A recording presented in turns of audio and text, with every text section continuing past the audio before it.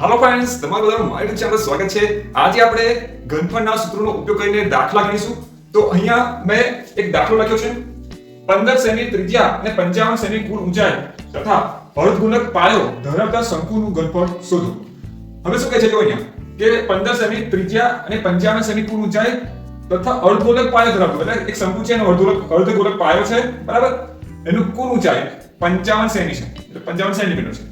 15 semi ની ત્રિજ્યા છે શંકુની અને અર્ધગોલકની, બંનેની જે ત્રિજ્યા છે 15 સેન્ટીમીટર છે. તો આપણી પાસે r મળશે. પહેલા ડેટા પરથી જોઈએ r શું મળશે? 15 સેન્ટીમીટર. 15 સેન્ટીમીટર મળશે.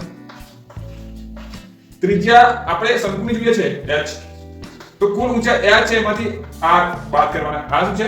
તો અર્ધગોલકની પણ ત્રિજ્યા છે. તો આપણે 55 માંથી 15 બાદ કરીશું એટલે આપણને મળશે 40, બરાબર, 40 સેમી એટલે સેન્ટીમીટર. હવે શું કહે છે કે અર્ધગોલક પાયો ધરાવતા શંકુનું ઘનફળ, એટલે આખો એક સંયોજિત પદાર્થ બની ગયો. એટલે આપણે લખી શકાય કે સંયોજિત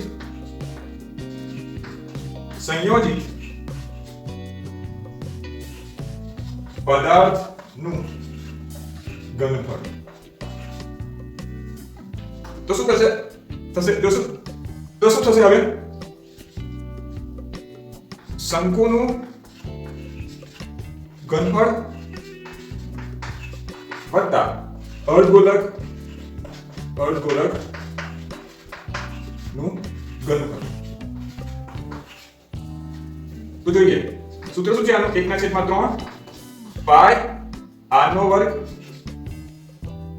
ગુણ્યા h વત્તા અર્ધગોલક માટે 2/3 ગુણ્યા પાઈ ગુણ્યા r નો ઘન.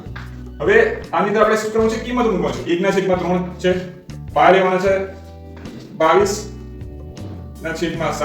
ગુણ્યા r શું છે આપણી પાસે? ત્રિજ્યા 15 છે, 15 નો વર્ગ વત્તા 2/3 પાઈ છે આપણી પાસે 22/7 અને r છે આપણી પાસે 15 નો ઘન. આને આપણે ઉકેલીએ તો આપણને મળશે 16500 સેમી નો ઘન. તો આ આપણો જવાબ છે, બરાબર. અને ઉકેલીએ તો આપણને શું મળશે? 16500 સેન્ટીમીટર નો ઘન.